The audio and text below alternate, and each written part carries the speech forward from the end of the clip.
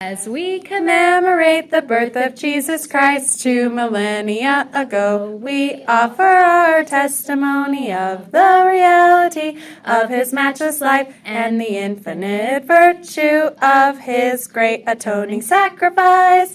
None other has had so profound an influence upon all who have lived and will yet live upon the earth. He was the great Jehovah of the Old Testament, the Messiah of the New, under the direction of his Father. He was the creator of the earth. All things were made by him, and without him was not anything made that was made. Though sinless, he was baptized to fulfill all righteousness. He went about doing good, yet was despised for it. His gospel was a message of peace and goodwill. He entreated all to follow his example. He walked the roads of Palestine, healing the sick, causing the blind to see, and raising the dead. He taught the truths of eternity, the reality of our premortal existence, the purpose of our life on earth, and the potential for the sons and the daughters of God in the life to come. He instituted the sacrament as a reminder of his great atoning sacrifice. He was arrested and condemned on spurious charges, convicted to satisfy a mob, and sentenced to die on Calvary's cross. He gave his life to atone for the sins of all mankind. His was a great vicarious gift in behalf of all who would ever live upon the earth.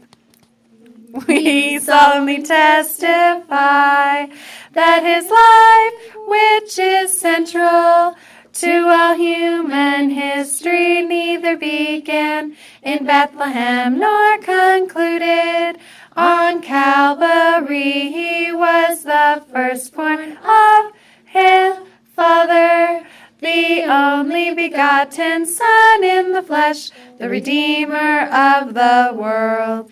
He rose from the grave to become the firstfruits of them that slept.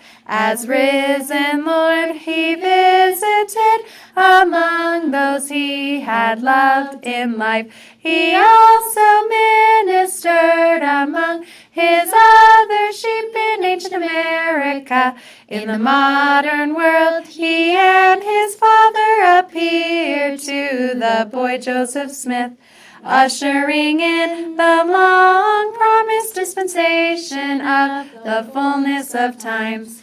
Of the living Christ, the prophet Joseph wrote, his eyes were as a flame of fire. The hair of his head was white like the pure snow. His countenance shone above the brightness of the sun, and his voice was as the sound of the rushing of great waters. Even the voice of Jehovah sang, I am the first and the last.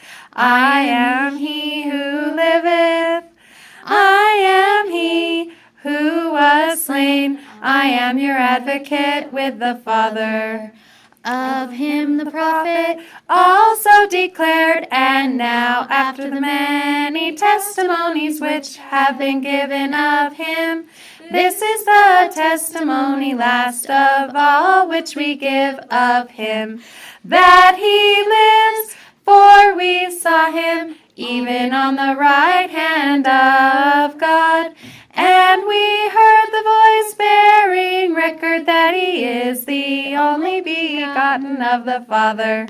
that by him and through him and of him the worlds are and were created, and the inhabitants thereof are begotten sons and daughters unto God.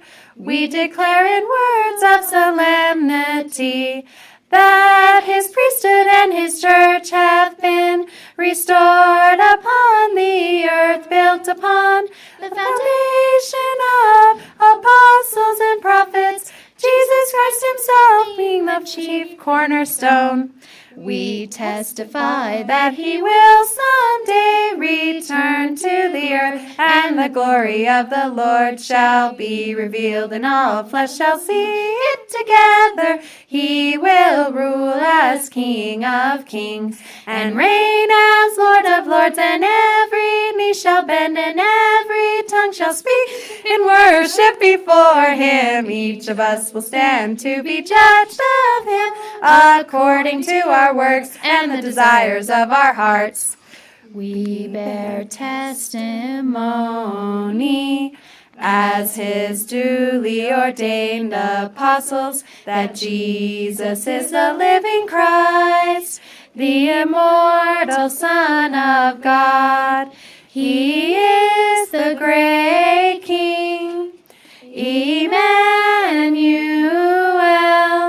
who stands today on the right hand of his Father.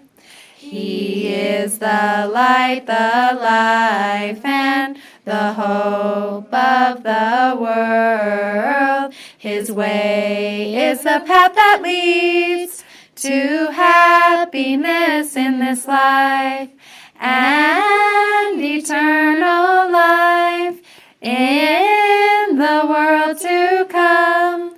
God be thanked for the matchless gift of his divine Son.